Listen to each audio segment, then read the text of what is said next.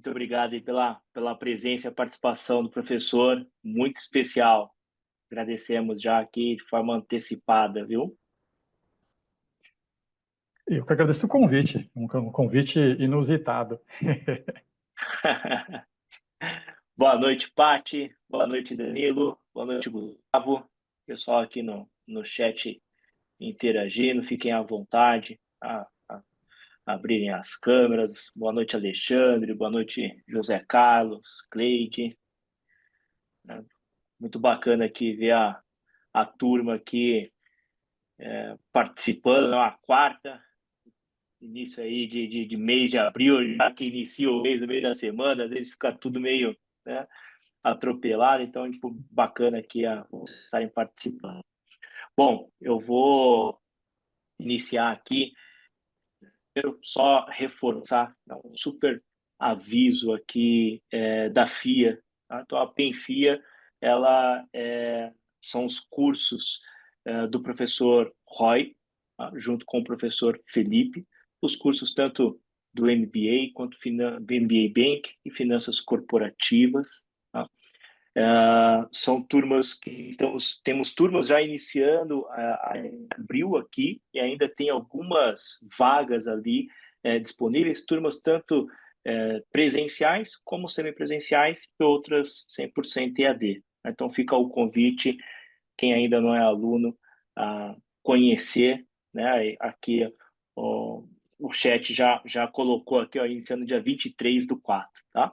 E um aviso super aqui, que vem muito, pode agregar muito com o nosso tema de hoje, tá? Os nossos alunos que ingressam nos nossos cursos, eles têm acesso aqui a uma mentoria de carreiras. Então, acho que isso é muito bacana, a mentoria com os professores, né, que vão ajudar, auxiliar aqui em alguma questão, tanto de currículo, até questões até mesmo de conversa, de endereçar, de entender o momento de carreira, o momento profissional de cada um, e poder contribuir, seja uma dentro, né, de banco, né, ou dentro de empresas, né? No nosso curso aqui do MBA Bank, a gente fala muito aqui da visão de empresas, no próprio finanças corporativas, a gente fala muito dos financistas, né? Como o professor Roy gosta aqui de chamar. Então, isso é muito importante olhar pelo lado, pela ótica, né? Visão aqui, empresas, tá? Então, os nossos alunos têm este acesso, esse direito aqui, que eu acho que é super bacana, um diferencial super importante, tá bom?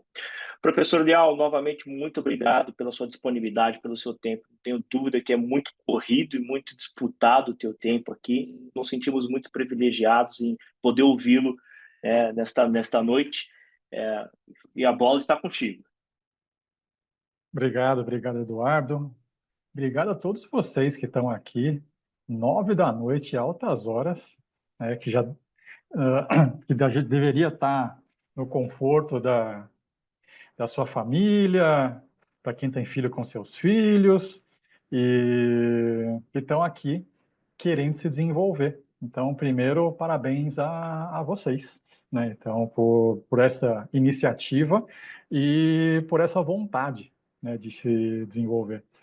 Hoje, o tema aqui vai ser, eu vou falar um pouco da minha carreira usando storytelling, mas eu quero chegar em algumas conclusões no final aqui da minha fala, para ajudar vocês, direcionar vocês em alguns sentidos que eu vou deixar na surpresa ainda, mas espero que faça muito sentido no final. Antes de eu começar, eu gostaria de conhecer rapidamente o público que está aqui. Então, se você puder, num tweet, se apresentar no chat, eu agradeço muito.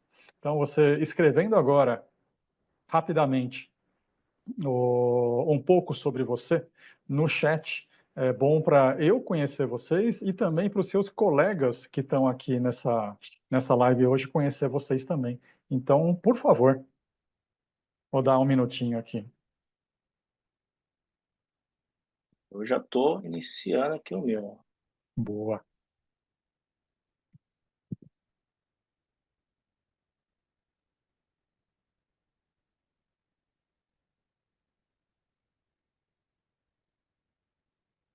Eu vi que uma pessoa entrou agora. Seus colegas estão escrevendo no chat uma autoapresentação rapidinha, tá? Uma coisa bem curtinha, bem também rápida.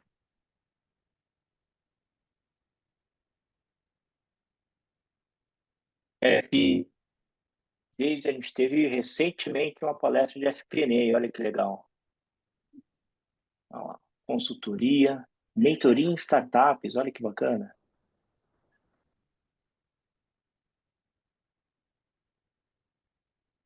Legal. Jonathan, nosso apresentador, muito bacana, seja bem-vindo. Temos um público bem diversificado, né, professor? Exatamente. Boas experiências. Dá mais alguns segundos aqui. E vocês, colegas, também, deem uma lida no que seus colegas estão colocando, tá?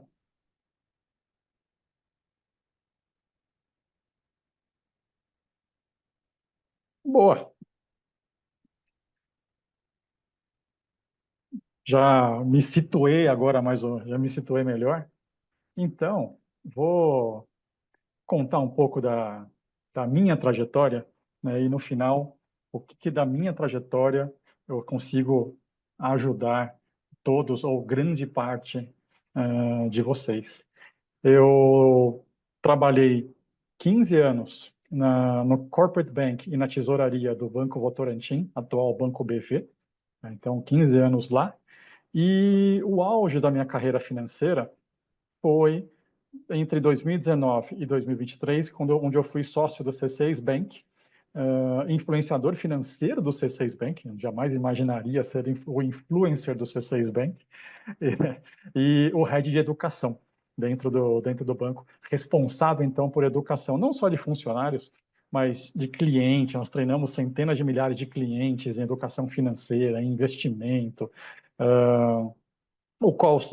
toda a parte de atendimento, call center, toda a equipe terceirizada de vendas. Então, a minha área era responsável pela educação do ecossistema como um todo do C6 Bank, não apenas funcionários.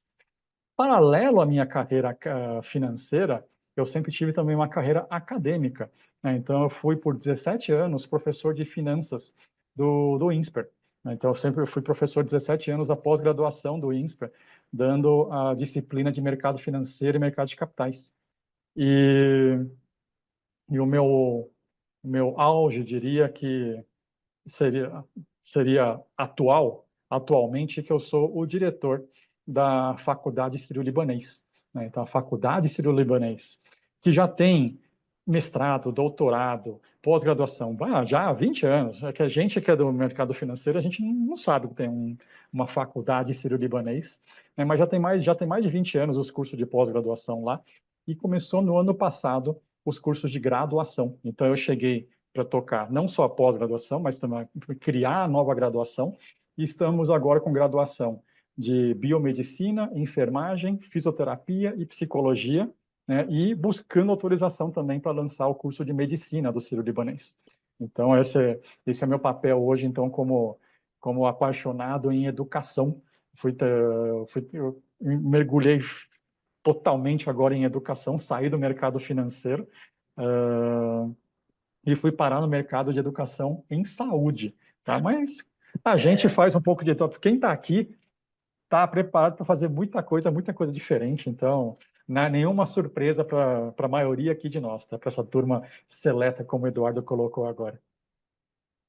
E o mais curioso dessa minha carreira, que é uma carreira considerada pela média de mercado como uma carreira relativamente bem sucedida, que o grande problema é que no começo dela, eu era uma pessoa muito tímida. Muito tímida. Oriental, analítico, engenheiro.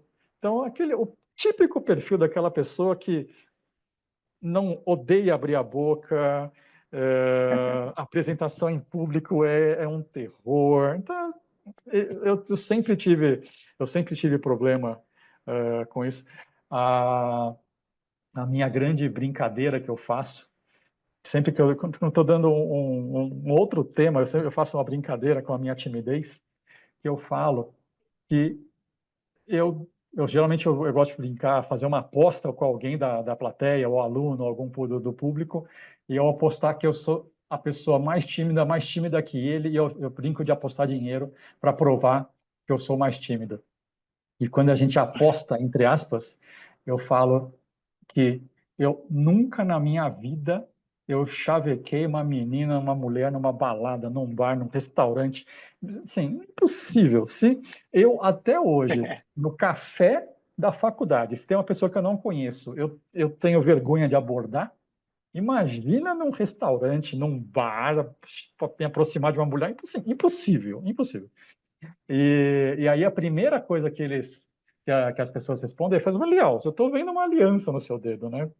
Você casou, então, pô, Como é que alguma, conseguiu? aconteceu alguma coisa que você não chega em menina nenhuma, você está casado, tem alguma coisa estranha.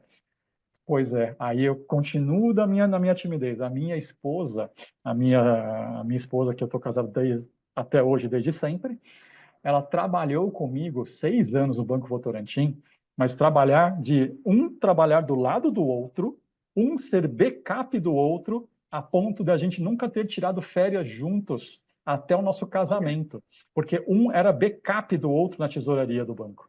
Então, quando eu saía de férias, ela pegava a minha carteira de estruturação de operações e ela tocava, e vice-versa. Então, a gente passava o dia inteiro juntos por 6 anos. Não deu outra, casamos. Então, sim, foi desse jeito, tá? É o a jeito coincidência da... do destino ajudou, né? Deram uma força aí para. E para aprofundar um pouquinho mais o problema, além da timidez, eu tinha assim, hoje claramente eu percebo que eu tinha muito problema de comportamentos socioemocionais, as famosas soft skills, né? Eu não tinha isso desenvolvido, porque imagina, eu engenheiro racional, trabalhando com planilhas, eu era o planilheiro do banco no começo da minha carreira. Imagina, eu era a pessoa do Excel do banco. Ah, quando eu ia fazer um curso, eu ia fazer curso de Excel, de VBA, para fazer mais macros nas planilhas. Eu fiz curso de operador de pregão da bolsa, eu fazia curso de renda Nossa. fixa. Então, assim, é sempre quando eu ia fazer algum treinamento, eu buscava as hard skills de finanças, as hard skills de ferramentas de tecnologia, coisa assim. Então, eu não buscava nada de soft skills. E eu percebi, e aí, mas um dia caiu uma ficha que eu comecei a olhar para cima, entre aspas, e eu comecei a ver os diretores do banco. E quando eu vi os diretores do banco, na época, a minha referência, meu primeiro trabalho, minha única referência, eu olhava para eles e falava assim, cara, não tem nenhum deles aí que é planilheiro a vida inteira, que foi planilheiro a vida inteira. Eu continuar sendo planilheiro pro resto da minha vida, eu não vou chegar onde eles estão chegando. Eu não vou subir nessa pirâmide. Eu sei que essa pirâmide ela vai fechando para cima e não vai sobrar para mim, porque nenhum deles tem o perfil que eu tenho. Todos eles têm outras habilidades que eu não tenho. Uhum. Ah, e aí eu tive muita sorte de ter um mentor. E aí, o programa de mentoria aqui fica como sugestão forte, forte para vocês, porque no começo da carreira eu tive uma pessoa que foi o meu mentor, que era o meu colega de trabalho, um colega de banco, e me via lá, jovem, 20 e poucos anos, um cara de 15 anos, e vamos trocar ideia, vamos conversar, se eu puder te ajudar. Ele tinha voltado de um MBA na Inglaterra, então, assim, era uma pessoa já em alguns níveis acima de mim, que estava disposto a me ajudar. E em uma dessas conversas, eu lembro, foi numa conversa de bar. Estava nós dois num bar, e ele pegou um guardanapo, e ele dividiu o guardanapo em 4 quadrantes. E ele me ensinou uma ferramenta que eu comecei a aplicar naquela época e que eu aplico até hoje e que me ajuda demais, que era o seguinte: ele pegou um guardanapo, dividiu em 4 quadrantes. Primeiro quadrante, vamos lá, quem é o leal? Lial, engenheiro químico formado pela USP, entrou como trainee no Banco Votorantim, já fez curso de Excel, já fez não sei o que, já trabalhou com tais operações. Então, a gente começou a mapear um pouco de quem eu era, das minhas conquistas, do que eu já fiz, do que eu estudei, quem eu conhecia. Então, o primeiro quadrante era a minha foto, entre aspas, por escrito. Beleza. Segundo quadrante, ele virou assim, tá bom, Leal, não, daqui a, vamos pegar uma época, vamos pegar uma data, daqui a 10 anos. Então você hoje está com seus 20 e poucos anos, imagina você com 30 e poucos anos.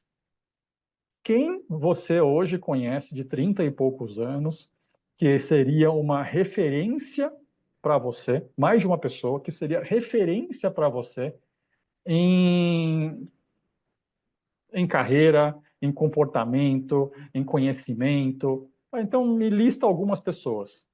Aí eu listei lá 2 pessoas que eu via como referências para mim, independente de eu ter muito contato ou não. Ele aqui, então, tá bom, ok. Dado quem você é, dado quem você tem como referência, vamos lá para o seu terceiro quadrante. No terceiro quadrante, a gente montou o que ele me chamou de to learn list. A gente não tem as nossas listas, nossas to-do listas, nossas listas de coisas a fazer. A gente mapeou uma lista de to learn, coisas a aprender. Aprender. Então, vamos fazer uma to learn list, Leal. Se você hoje é isso e tem esse conjunto de competências, e você tem como referência essas pessoas aqui, vamos montar uma to-learn list. Mas para montar uma to-learn list, primeiro, no último quadrante, quais são as competências que você enxerga que essas pessoas têm e que seria interessante você ter pelos próximos 10, por esse tempo, pelos próximos 10 anos, você ter também, você adquirir essas competências. Então, ele me ajudou a listar essas competências que eu via, que eu percebia nessas pessoas que eu dei como referência. E aí, depois disso, então, a gente voltou para aquele quadrante do To Learn List e a gente começou a fazer um esboço de coisas que eu tinha que aprender. E quando eu falo To Learn List, a primeira coisa que vem na nossa cabeça são cursos. Tá? Curso é importante? Com certeza. Senão a gente nem estaria aqui nessa live se não fosse a FIA, se não fosse fazer curso, se não fosse você estudando uma pós ou algum curso livre da FIA. O curso é super importante, mas uma To Learn List não era apenas composta por cursos. Então, o que ele me ensinou? Olha, o que você pode fazer nos próximos 10 anos que, se você entende que você, ao fazer, você chegaria a adquirir todas essas competências.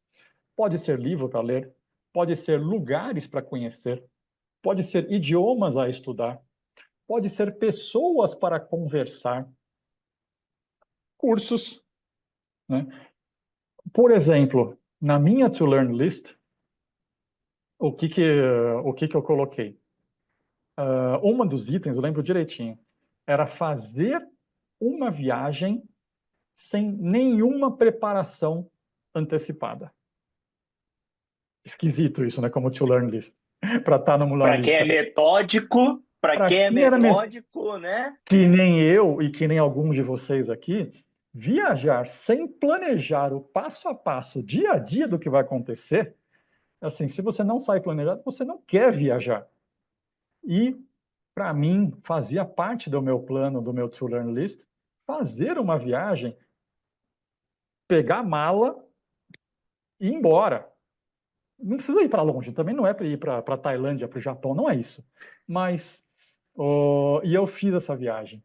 Eu fiz essa viagem na época, não foi logo na sequência que eu montei a To Learn List, foi alguns anos depois, mas como estava no meu prazo de fazer, eu fiz uma viagem, eu peguei a minha esposa, que também é super planejada que nem eu, e a gente viajou de carro, a gente saiu de São Paulo e nós fomos para Barra Bonita. Barra Bonita, né, no interior de São Paulo, onde tem as reclusas do Rio Tietê. Então, a gente pegamos uma mala, fizemos uma mala e fomos. Né? Óbvio que a gente não conseguiu o bom hotel da cidade, porque já estava totalmente reservado. Pegamos um hotel de centro de cidade, perto de rodoviária, né? E descobrindo a cidade, descobrindo as atrações durante a viagem.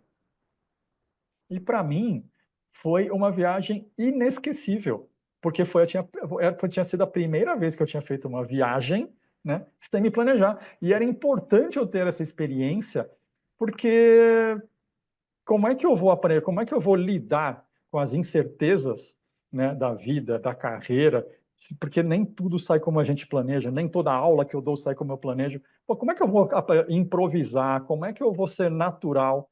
Putz, se nem fazer uma viagenzinha para o interior de São Paulo eu consigo fazer sem planejar tudo na vírgula. Então, para mim, foi bem marcante. Tanto é que, na volta da viagem, voltando pela rodovia, eu vi na volta, eu vi a placa lá, Itu. Eu falei, pô, Itu, Itu, a famosa cidade onde tudo é grande. Ouço sobre Itu desde criança. Nunca tive a chance, pô, vamos passar 2 horas, vamos na volta aqui, vamos aproveitar e fazer um pit stop aqui na cidade de Itu e conhecer as atrações, conhecer o centro, o Orelhão, as lojas com um monte de coisa. Passamos por Itu, fizemos um tour extra que nem estava também não tinha sido planejado. Foi legal pra caramba, conheci Itu, voltei. E foi uma viagem simples, uma viagem barata, só que para mim marcante na minha vida até hoje. Eu fiz por conta dessa minha To Learn List. Nessa To Learn List, então eu coloquei, mais uma vez, livros para ler, pessoas para conversar. Então, essas pessoas que eram minhas referências, elas conheciam gente, elas trocavam ideia. Ou então, com quem que eu poderia conversar para aprender mais? Coloquei lá. Então, e vários treinamentos. Outra coisa, exemplo que eu dou para vocês. Nesse começo meu de carreira, estudo engenheirístico, financista, um curso que eu coloquei e eu fiz e eu gostei muito foi um intensivo de marketing, na época, na SPM. Então, eu fiz um intensivo de meio ano de marketing aos finais de semana e foi super enriquecedor para mim, né? Que estava completamente fora dos meus planos, porque se eu fosse seguir a minha vontade natural, eu estaria fazendo mais cursos de Excel e de título público, né? De derivativos. Esse era minha zona de conforto. Mas fui fazer cursos de marketing, fazer cursos de soft skill e principalmente cursos de comunicação. Principalmente, eu me treinei muito em comunicação. Por quê? Né? E aí vem um pouco o meu lado acadêmico. Quando eu fiz o meu MBA em finanças, eu me apaixonei por educação. Eu sempre, como grande parte dos brasileiros, nós aqui, a gente estuda no colégio para passar de ano, a gente estuda na faculdade para tirar o diploma, né? Então, a gente, infelizmente, não tem muito a cultura de estudar para aprender. A gente tem muito a cultura de estudar para passar. Né? Tem a cultura de estudar para se certificar. E estudando, e fazendo o MBA, eu vi quão útil poderia ser eu aprender e aplicar o que eu aprendia na minha vida. Para vocês terem ideia, assim, para mim também é inesquecível, a maior operação financeira que eu fechei na minha vida, o insight, a ideia veio durante uma aula de derivativos que eu estava tendo no meu MBA. Então, eu tive uma ideia durante uma aula de derivativos. No dia seguinte, eu contei a minha ideia para o meu diretor, que, aliás, meu diretor estava fazendo aniversário hoje, eu estava dando parabéns para ele hoje. Então, esse mesmo diretor. Eu dei essa ideia para ele, isso mais de 20 anos atrás. Ele gostou da ideia. Nós estruturamos essa operação para um cliente específico na época. Imagina em 2002, a gente fechar um conjunto de derivativos que somava mais de 2 bilhões de dólares de notional, de 2 bilhões de valor presente em derivativos swaps na época, uma operação que de um dia para o outro deu mais de 200 milhões de reais de lucro para o banco. Em uma operação de um insight que eu tive durante uma aula derivativa, a gente fez uma operação gigantesca, mas que gerou de um dia para o outro, em marcação a mercado, mais de 200 milhões de reais de receita. Isso em 2002. Tá? E Que não era meu, tão tradicional, tão factível, talvez, para a época ainda, né? Ainda sim, mais.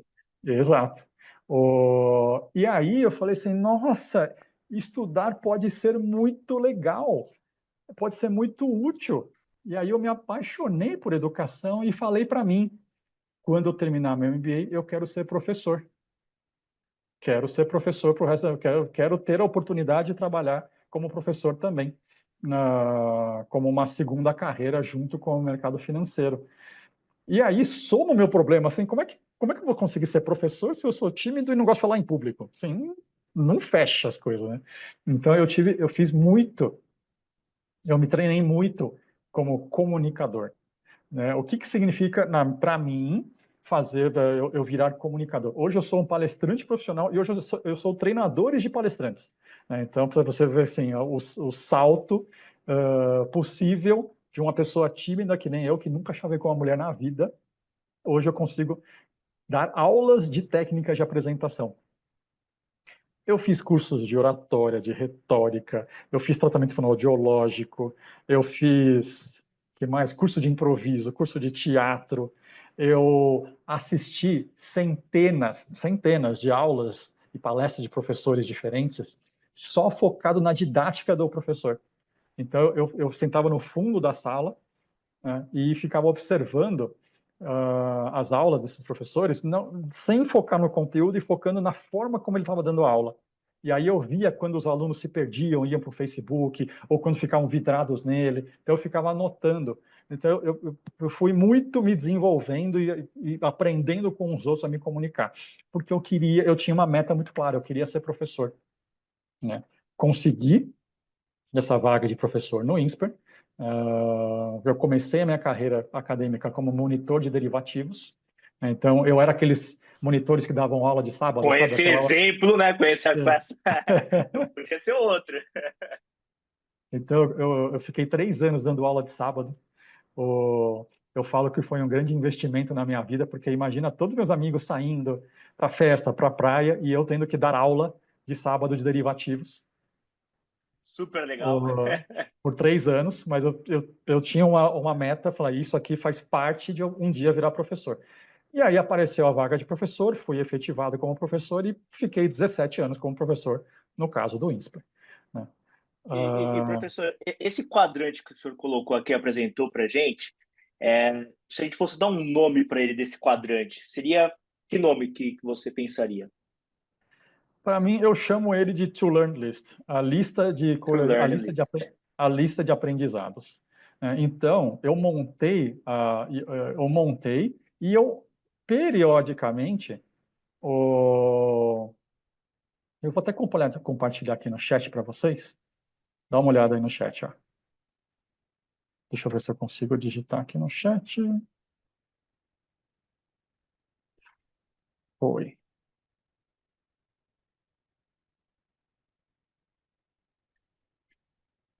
Aqui, ó. Ah, O que que vocês podem colocar na sua To Learn List? Então, você, numa tarde, numa noite de reflexão, quem é você? Quem são as suas referências? Quais são as competências que você entende que você precisa desenvolver para sair do ponto A para chegar no ponto B, que é chegar nas suas referências? E aí, quais são as coisas que essas suas referências fizeram, que você acha que você deve fazer, ou coisas que eles não fizeram, mas que você precisa fazer para chegar lá, né? Então, você tem um norte, tem uma direção, e olha tudo o que você pode fazer visando esse caminho. E aí, o legal de você montar a sua To-Learn List é o seguinte, tudo que eu coloco numa To-Learn List, eu faço com uma motivação muito diferente. Porque uma coisa, vocês vão concordar comigo, que é estudar num lugar porque você precisa do certificado. Outra coisa é você estudar porque você viu o propósito em estudar aquilo. Porque ele faz parte da sua to-learn list. Então, você ler um livro porque você é obrigado a ler, porque o seu professor pediu, é uma coisa. Você ler um livro porque você sabe que ele vai fazer bem para o seu desenvolvimento, para o seu crescimento, é outra. E se ele está na sua to-learn list, a sua motivação intrínseca vai ser diferente.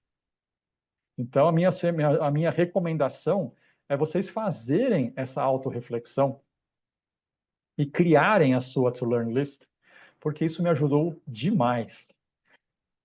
Com um detalhe, essa to-learn list, ela não é na pedra, ela não é fixa. Porque eu fiz com 20 e poucos anos, mirando 10 anos para frente. E aí eu fui cumprindo coisas de curto prazo, coisas de médio prazo, coisas. Tem coisas que eu coloco que não é para ser feito no dia seguinte, nem talvez no mês seguinte, mas talvez em anos posteriores. E está tudo certo. Então, tem coisas que você coloca que não dá para resolver isso em 2 semanas. Porque pode ser uma pós-graduação, pode ser 10 encontros de mentoria.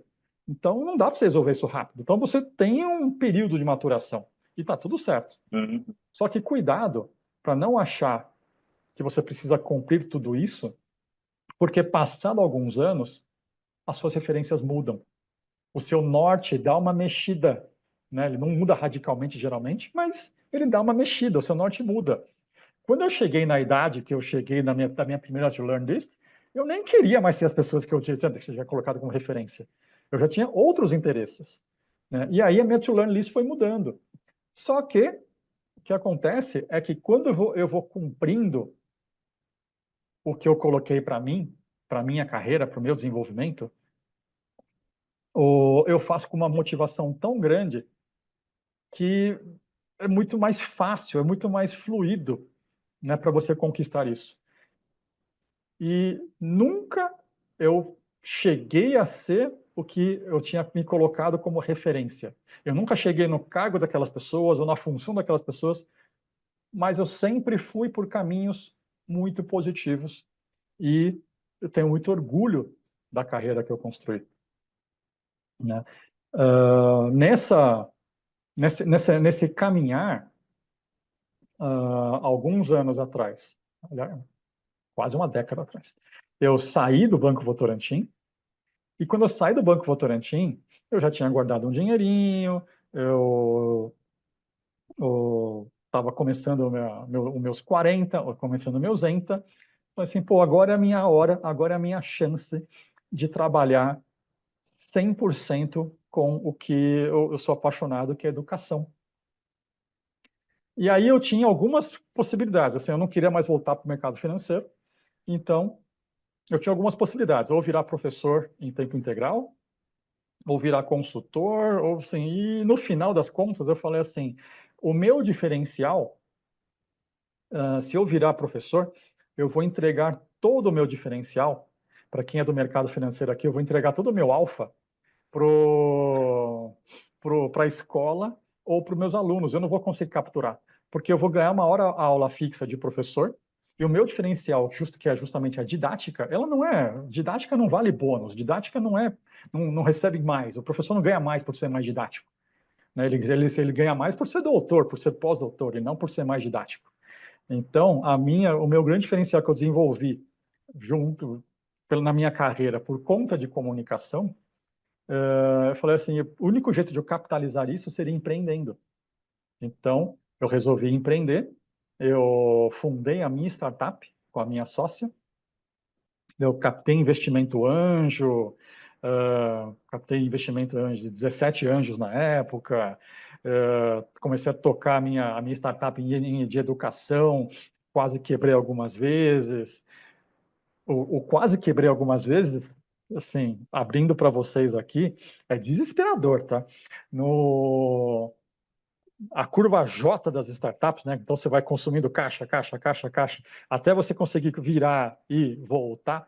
Aqui no ponto mínimo, no ponto mais baixo da minha curva J, eu cheguei a ficar a menos de 3 meses de zerar o caixa, quebrar e não ter mais nada, demitir todos os meus funcionários, pedir desculpa para os investidores anjos, devolver tudo. Eu fiquei a menos de 3 meses. Se nada acontecesse de diferente no próximo trimestre, eu zeraria o meu caixa, eu quebraria. Então eu ia pedir desculpa Temos para um todo mundo. empresário aqui. Já Então, está acompanhando. ele entende esse meu desespero. Aí, naquele trimestre que tinha que acontecer alguma coisa diferente, entrou o meu maior cliente da minha startup, que na época era a KPMG. A KPMG virou cliente da minha startup e, assim, foi uma Cara, mega virada e ela trouxe outros e aí consegui chegar no break-even, consegui superar a curva J, ultrapassamos. Então, assim, mas eu cheguei a ficar a menos de 3 meses de zerar tudo e sair pedindo desculpa para um monte de gente. Então, é uma situação desesperadora, mas quem empreende sabe o que eu passei. E eu já respondo aqui a pergunta da Daisy, mas só continuar um pouco na minha história. 2 anos depois que a gente chegou no break-even da startup, um dos nossos clientes gostava tanto da gente que acabou comprando a startup, que era o C6 Bank. Então, por isso que eu voltei para o mercado financeiro, porque eu nunca imaginava voltar para o mercado financeiro mais. Mas é que no meu caso, um banco digital na época. Eles nem tinham autorização do Banco Central ainda, estava bem no comecinho, nem tinha aberto o banco ainda. Eles gostaram da gente e quiseram comprar então a startup para virar a escola de educação deles, né, para todo o ecossistema do C6. Foi daí que eu tornei sócio e head de educação do C6 Bank. Tá? Então, mas tudo isso que eu estou falando para vocês, ser professor, empreender numa startup, trabalhar quase 2 décadas em banco, ser head de educação, tudo isso tem a ver com essa minha to learn list, que eu vou seguindo ele ao longo da minha carreira. Eu vou estudando, eu vou aprendendo, eu vou conversando, eu vou fazendo as coisas com o objetivo crescer, com um foco, um norte. E esse norte vai mudando e está tudo certo mudar, né? Então, hoje eu sou diretor de faculdade. Eu jamais imaginar, não tem como imaginar que eu ia ser diretor de faculdade, de uma faculdade de saúde ainda, que eu não entendo nada, não entendo bolhufas do que os professores dão na aula. Jamais estaria isso na minha to learn list. Mas com tudo que eu fui aprendendo ao longo da minha carreira, hoje eu estou habilitado a ser contratado por um hospital sírio-libanês para assumir a faculdade, né? Então, esse é o primeiro recado que eu queria passar para vocês, que é, assim, como trabalhar essa sua autorreflexão de uma forma direcionada, né, para que você possa ir crescendo, aprendendo, fazendo cursos, né, fazendo mentoria, mas com objetivos claros de crescer e seguir na direção do seu norte. Para isso você precisa definir o norte, para isso você tem que entender quais são os seus gaps, né, os potenciais pontos de desenvolvimento, e ir atrás com N coisas possíveis, e aí cumprir essas coisas, fazer essas coisas, vocês vão ver que a motivação, a vontade é completamente diferente de fazer por fazer. Eu já fiz muita coisa por fazer apenas. Hoje, na minha carreira, eu faço com objetivo.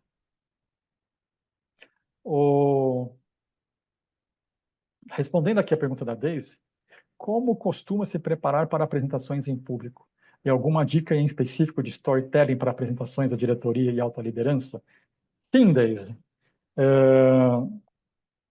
Primeira dica. Tudo que eu estou contando aqui para vocês, eu estou usando técnica de storytelling, tá? Então, vale a pena vocês estudarem o assunto storytelling, porque eu estou usando algumas técnicas. Exemplo, se eu chego para vocês aqui e falo, boa noite, meu nome é Lial, eu sou isso, eu conquistei aquilo, ganhei tal, e foi só coisa, notícia boa, notícia boa, notícia boa, notícia boa, é chato pra caramba. Eu vou ser um banana sem graça, chato, vocês vão desligar. Como eu começo? Como é que eu atiço o interesse de vocês para querer acompanhar a história de carreira? Com problemas. Problema faz parte de todo storytelling. Então, eu começo falando da minha timidez. Sem mentira, é verdade isso. Mas que problemas que eu planejei aqui no meu roteiro de storytelling para compartilhar com vocês, para mostrar como é que eu superei esse problema. Isso é técnica de storytelling. Eu não vou entrar em todas as técnicas aqui, mas tem muito conteúdo disponível em livros, em vídeos de storytelling para vocês aprenderem, e várias delas eu aplico sim em apresentações corporativas, tá, Deise? Porque quando eu comecei a aprender aprender comunicação, aprender didática, eu fiz isso para aplicar em sala de aula, para eu dar aulas melhores. Mas quando eu comecei a dar aulas boas, dar aulas melhores, e eu trabalhava de dia e dava aula de noite, eu percebia que as apresentações estratégicas, não reunião semanal, apresentação de resultado, não. Mas quando você tem uma apresentação para cliente, apresentação para comitê, treinamento interno para equipe, né? Então, apresentação para auditoria. Então, você tem algumas apresentações ditas estratégicas que eu percebia que eu aplicava muito do que eu aprendi de comunicação para dar aulas melhores.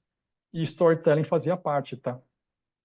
Então, Daisy, se aperfeiçoar em técnicas de apresentações ajuda muito, não só para você palestrar, não só para você dar um treinamento interno, mas fazer reuniões estratégicas e apresentações estratégicas melhores. Eu tive que desenvolver isso para outros fins acadêmicos, e eu acabei aplicando muito isso para fins corporativos. Tanto é que a KPMG, na minha startup, virou nossa cliente justamente por isso.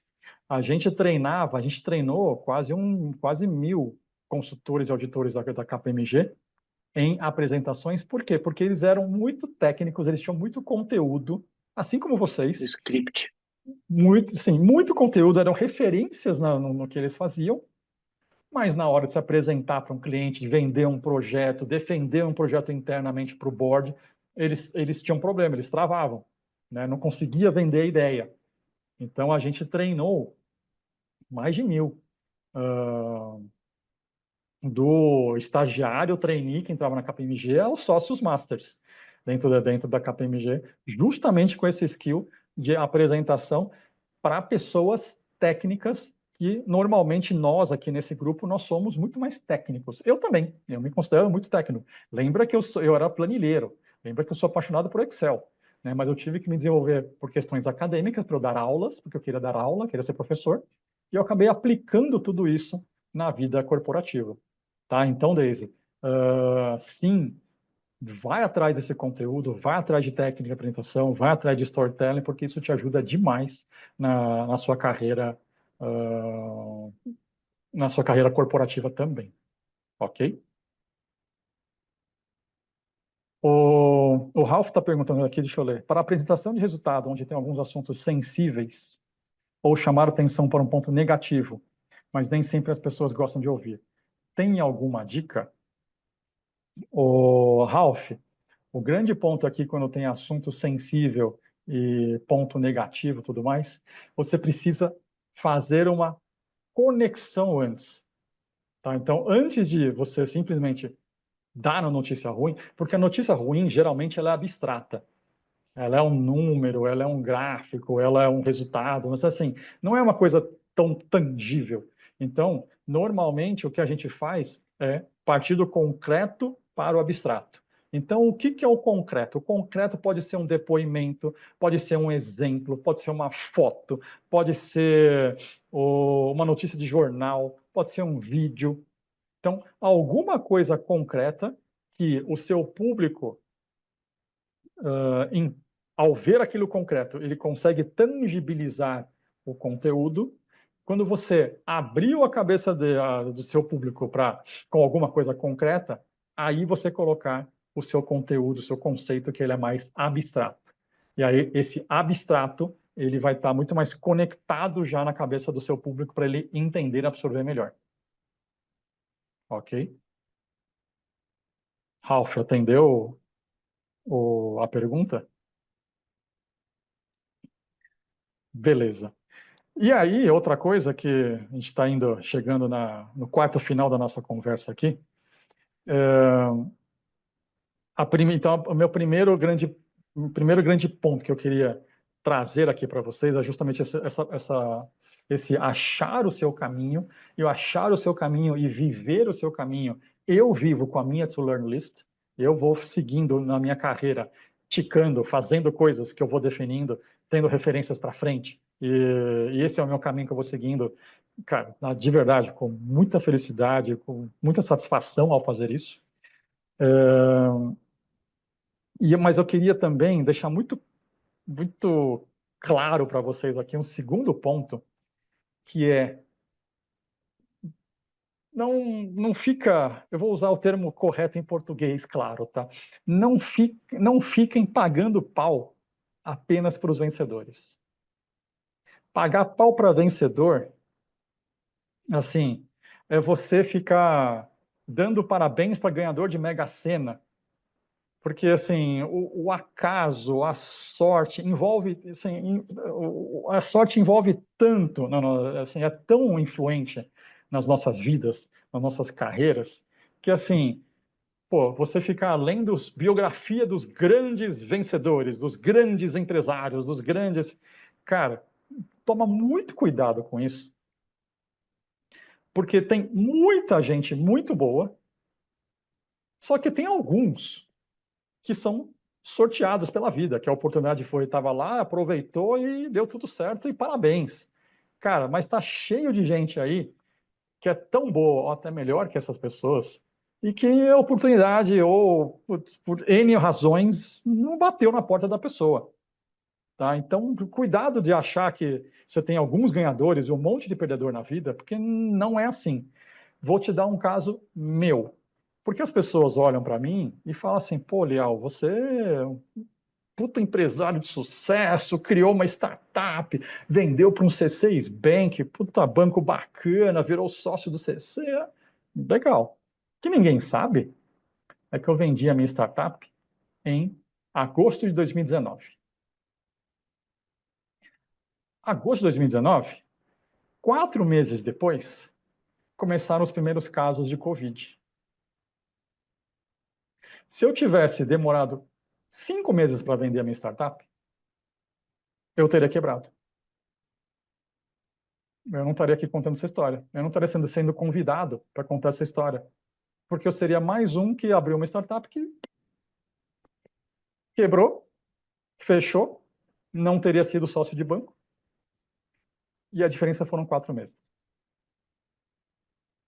Ah, Leal, teve que ter competência. Sem dúvida, nós temos que ter competência. O nosso cliente, que era o C6 Bank, gostava muito da gente, porque a gente entregou muita qualidade.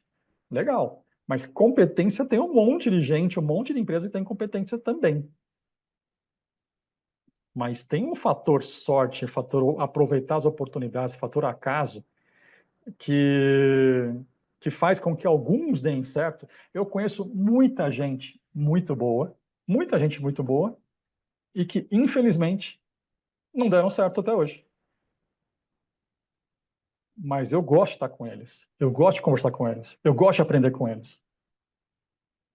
Não apenas com um ou dois que deu a porrada, que porrou, que virou milionário, bilhardário. Não apenas. Antes de você reconhecer apenas o resultado, reconheça as habilidades. Porque resultado tem habilidade e tem sorte junto. E o fator sorte, cara, é aleatório. Tá? Então você tem 50 startups super boas, super, com gente do mais alto gabarito, e dessas 50, uma vai dar certo. Pô, quer dizer que 49 são incompetentes? Não. Então, eu tenho a humildade de reconhecer que, claro, eu tenho que trabalhar sério, eu tenho que ser ético, eu tenho que estudar, eu tenho que crescer, mas eu tenho que contar muito com o fator acaso, com o fator sorte. E eu tenho que reconhecer isso nas outras pessoas e buscar isso em outras pessoas também. Então eu converso com muita gente, eu aprendo com muita gente que não deu, que não vendeu a sua startup, que quebrou a startup 3 vezes, 4 vezes. E tá tudo certo, tá tudo bem. Tá? Então, sim, a gente gosta de ouvir histórias vencedoras, a gente gosta de ir atrás dos que deram certo, mas cuidado, porque além de competência, além de habilidade, tem um fator sorte que a gente não controla. E aí, existem casos, e vocês vão reconhecer, todo mundo aqui conhece aquele Zé Mané, aquele cara que você fala assim, não é possível, como é que aquele cara cresceu, ou ganhou dinheiro, ou deu certo, ou foi promovido para aquele... Sim, vocês conhecem. E vocês conhecem muita gente boa, muita gente boa, que não está em cargos, em posições, em situação financeira, que você acha, que você tem certeza que a pessoa mereceria. Concorda? Então, assim, cuidado de só ir buscar aqueles que deram certo, porque o dar certo muitas vezes é simplesmente porque ele foi sorteado na Mega Sena e, cara, era o momento dele e tá tudo bem. Assim como todo mês alguém ganha na Mega Sena. É, ó, Gustavo, Augusto. igual jogador de futebol. Tem um monte de bagre que vira profissional. Podia E, ser eu, né, Gustavo? e tá certo. Assim, isso é estatística. Se esse bagre não vira profissional, a estatística está errada. Porque numa curva normal, você vai ter os bons que não vão para lugar nenhum, vão continuar na Série C, e vai ter os bagre que vão estar na Série A. Sim, senão a estatística não funciona. Você tem que ter os outliers. Mas cuidado para ficar pagando pau só para esses outliers, porque de repente. Lá quando a gente escreveu o nosso learn list, nas pessoas que a gente admira, né? Eu lembro muito bem, foi, cara, muito legal.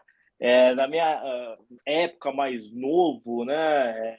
Embora ainda seja novo, mas tinha muita reportagem do tal do Ike Batista, né?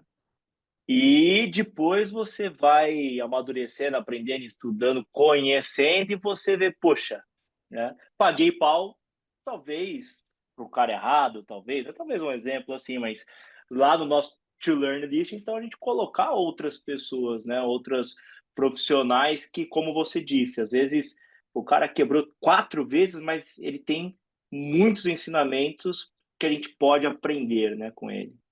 Sim. E de repente eu dei uma sorte do cão. E tá errado você buscar apenas com as pessoas que deram certo, porque dar certo não é apenas habilidade, é habilidade mais sorte. Ok? Então reconheçam as habilidades das pessoas e mesmo aquelas que você julga que não deu certo, entre aspas, eles têm muito a contribuir a ensinar. Tá? E eu faço muito essa lição de humildade, porque eu sei o quanto eu estudo, eu sei o quanto eu me preparo para estar aqui hoje, para estar aqui com vocês, mas eu reconheço o quanto eu preciso estar preparado para estar no lugar certo na hora certa, né? Que nem o Ralph colocou, mas estar no lugar certo na hora certa, isso é quase aleatório, é muito sorte. Tudo bem, eu tenho que ter um conjunto de competências prontas porque se eu estiver no lugar certo, na hora certa, e eu for incompetente, não adianta nada. Então eu tenho que buscar minhas habilidades, eu tenho que desenvolver minhas habilidades. Legal. Mas uma vez desenvolvida a minha habilidade, por questão do acaso, eu posso nunca estar no lugar certo na hora certa. Mas eu tenho muito a contribuir.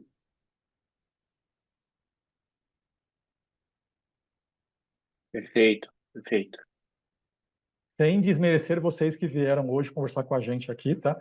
Mas o... é muito essa questão de reconhecer habilidades e não apenas reconhecer resultado. Tá, acho que esse é acho que é o segundo grande takeaway que eu gostaria, que eu preparei hoje para vocês, porque para mim isso faz muito sentido. ah, Porque se a gente está buscando crescimento, está buscando um evento como esse, então eu sei que essa mensagem ela tende a ser útil para vocês. E olha o que a Carolina colocou agora. É, Tem também sim. bons profissionais que não são pessoas tão bacanas. Sim, eu não quero estar com elas. Só porque ela é CEO de tal empresa, só porque ela é famosa, só porque ela é influenciadora. Não quero estar. Porque eu sei que você tem 50 mil influenciadores bons e alguns que dão sorte que disparam. Certo? É Então você isso tem mesmo. muita gente muito boa, mas você tem muita gente que está lá por acaso. E tá certo. Tá? A estatística demanda que tenha essas pessoas ali. Só que é do seu papel fazer esse filtro.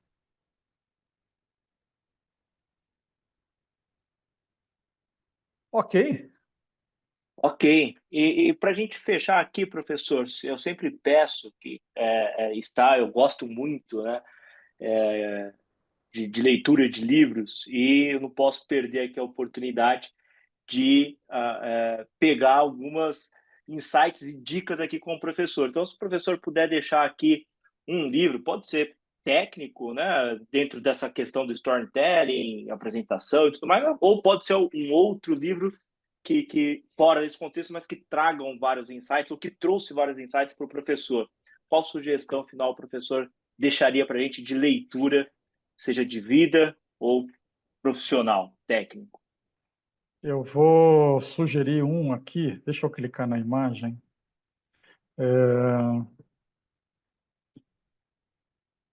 Opa, antes disso, a Carolina fez uma pergunta aqui.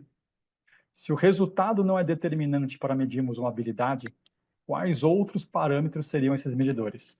Carolina, não é fácil, ok? Mas resultado nunca, nunca é 100% correlacionado com habilidade.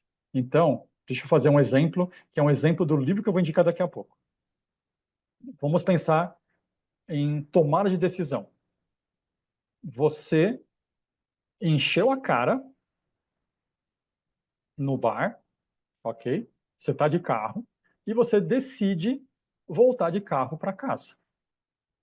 Você volta para casa, altas horas da madrugada, chega bem na sua casa, estaciona, fecha a porta e nada aconteceu de errado. O resultado foi ótimo. Resultado, você chegou, conseguiu trazer seu carro, não teve que pagar táxi, não teve que largar o seu carro no bar. O resultado foi o melhor possível. Quanto disso foi sua habilidade? Quanto disso foi sorte? Ok? Então, o resultado positivo, existem resultados que são muito determinados por sorte, e existem resultados que são muito determinados por habilidade. Você jogar bem xadrez, o quanto isso é determinado por sorte, o quanto isso é determinado por habilidade, ser um bom jogador de xadrez. É muito habilidade, é pouquíssimo sorte, a sorte beira zero. Tá? Então, resultado de xadrez, você pode fazer uma correlação com a habilidade. Agora, tem um monte de outros resultados de decisões que você toma que o fator sorte, às vezes, é maior do que a habilidade. E aí tem o seu julgamento de levantar as habilidades da decisão, de levantar as habilidades envolvidas naquela decisão ou naquela pessoa, tá? E o seu julgamento de quanto o resultado foi decidido por sorte. E, e eu dei esse exemplo porque o livro que eu vou indicar para vocês é o livro que eu estou lendo e relendo agora. Então, eu estou escrevendo aqui no chat para vocês. Pensa, Pensar em pensar, apostas. pensar em apostas. Em inglês, eu vou escrever em inglês também. Esse livro em inglês, Thinking in Bets, da doutora em psicologia e milionária do poker, N. Luke. Annie Duke. Annie Duke foi uma jogadora profissional de poker, ganhou milhões já. Uma super jogadora de poker, que tem um irmão que joga melhor, muito melhor do que ela. E só que ela, além de ser jogadora de poker, ela é doutora em psicologia. Então, hoje, ela escreve sobre tomada de decisão, esse livro, por exemplo, sobre tomada de decisão. E aí ela separa, ensina a gente a como separar sorte de habilidade, porque no poker você pode tomar as decisões todas corretas e ainda assim perder. Sempre você pode virar, sempre a carta que vira pode virar uma carta errada e você perder, por melhor que seja a sua decisão, por melhor que seja a sua habilidade. Então ela faz uma correlação das decisões que se toma numa mesa de poker com as decisões que você toma no seu dia a dia. E ela separa claramente o que é habilidade, o que é sorte. No poker, a sorte ela é calculável. Né? Estatisticamente você calcula, matematicamente você calcula. Né? Então você pode tomar as suas decisões todas certas, mas a sua chance de ganhar não é 100%. Ainda assim, em X% das vezes você vai perder, mesmo fazendo tudo certo. E o que ela ensina, né, na vida, tanto no poker, não importa se aquele 5% que vai dar errado, deu errado. Segue fazendo a coisa certa. Segue desenvolvendo a sua habilidade. No longo prazo, aquele 5% tende a ser apenas 5%. No curtíssimo prazo, o seu único evento pode acontecer aquele 5% e você perder tudo. Mas no longo prazo, os 95% da sua habilidade, do seu crescimento, do seu desenvolvimento, vai fazer diferença. E ela explica isso. Como eu gosto de jogar poker, né, eu gosto de jogar poker porque é um jogo que justamente você toma muitas decisões com informações incompletas. Né, então é um jogo matemático, psicológico. Então eu gosto. Então eu estou lendo e relendo, estou relendo agora esse livro justamente nessa questão de decisões. E a Carolina está colocando, essa é a graça do jogo, é a graça da vida. A vida é assim, a vida não é xadrez. Xadrez só envolve habilidade. Na nossa vida não existe decisões nossas ou situações nossas que apenas dependam da nossa habilidade. Sempre tem o fator sorte envolvido. O jogador de futebol, sim, um jogo de futebol, você pode pegar um timaço com um timeco e o timeco pode ganhar.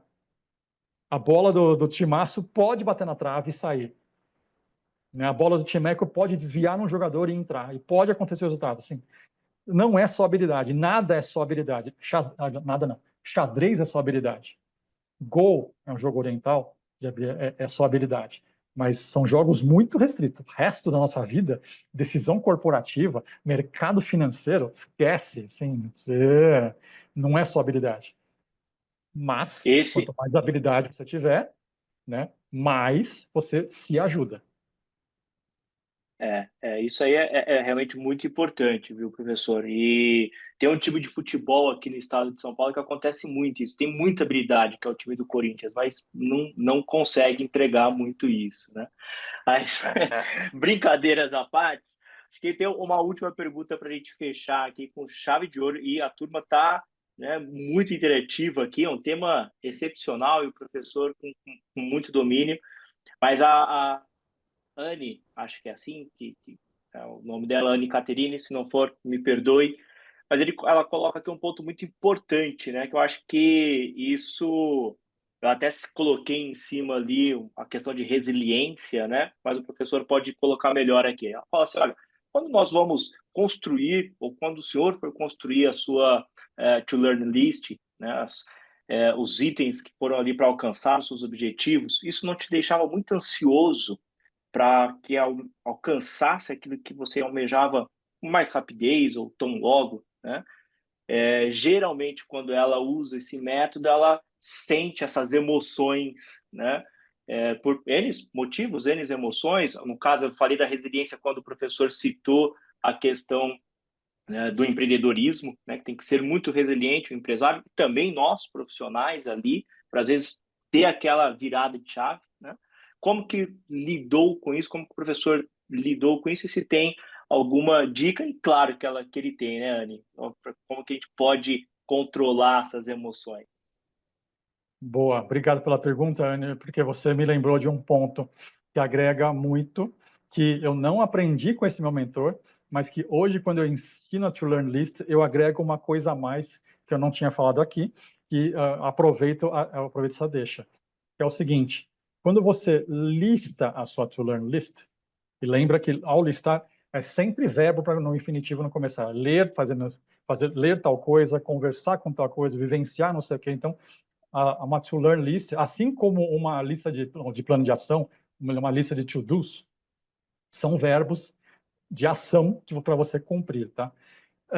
No final de cada item, eu agreguei para os meus mentorados, eu abro entre parênteses o prazo que você poderia ou deveria cumprir aquilo. Porque tem coisas que você consegue fazer em até um mês. Vou conversar com tal pessoa que você mapeou. Se você é um colega de trabalho, pô, em um mês você consegue marcar um café e conversar com a pessoa, né? Tem coisas que você consegue fazer em até um ano, mas tem coisas que você não faz em menos de 2, 3, 5 anos. Pô, se eu, naquela época, pô, se todas as minhas referências, elas, não é isso, mas imagina que fosse jogar golfe. Eu tinha que aprender a jogar golfe. Cara, não vou aprender a jogar golfe em um mês. É impossível. Não tem como. Certo? Imagina que seja jogar tênis ou falar alemão. Então, tem coisas. Então, eu gosto de colocar uma tagzinha em cada item da minha to learn list com um tempo. E o tempo não é amanhã. O tempo não é daqui a pouco. O tempo é até um mês, até um ano e nos próximos anos. Porque eu tô tendo como referência alguém, alguma pessoa que eu quero ser daqui a 10 anos. Então, se eu fizer tudo concentrado agora, de uma forma ansiosa, desesperada, pô, eu vou adiantar isso? Não. Então, só porque eu estudei tudo que eu tinha que ter estudado, eu vou virar diretor da minha empresa rapidamente? Não. Não vai acontecer. Ok? Mas aí a minha dica, Anne, é justamente ao lado de cada to learn, de cada item da sua to learn list, colocar um período de tempo. O período de tempo que geralmente eu recomendo é até um mês, até um ano e para os próximos anos. E pode ter item lá para os próximos anos e está tudo certo. Porque isso é como você vai viver os seus próximos anos em termos de aprendizagem, em termos de desenvolvimento. Uma pós-graduação da Perfeito. FIA, você não vai cumprir em um mês. É nos próximos anos. Até você começar e terminar, vai alguns anos, tá certo? E tá tudo bem. Tá? E aí, dá uma segurada nessa ansiedade, porque você não vai conseguir parir esse filho em menos de 9 meses. Perfeito, perfeito. Bom, um bate-papo de excelente nível, né? O nosso Connection FIA aqui é espetacular. Então, tem diversas mensagens aqui, né, de agradecimentos que os alunos aqui foram colocando, quem estava acompanhando a gente colocando. Então, novamente aqui eu reforço meu muito obrigado novamente pela disposição, pelo tempo do professor, né? Sim, o professor tem uma história de vida também incrível, né? Então, acho que fica um bate-papo para um próximo momento, mas quem não conhece, convido até segui-lo aqui no LinkedIn, a gente disponibilizou, né? Então é um privilégio, um prazer. Espero a gente tomar um café um dia presencialmente, seria um privilégio. Novamente, nosso muito obrigado. Ótimo. Obrigado a todos que nos acompanharam aqui e um grande abraço, professor. Valeu, super obrigado por hoje. Foi um super prazer, foi muito gostoso planejar essa conversa com pessoas que estão buscando esse momento, esse tipo de situação, então é muito bacana, legal. Valeu a todos. Um abraço, pessoal. Até mais.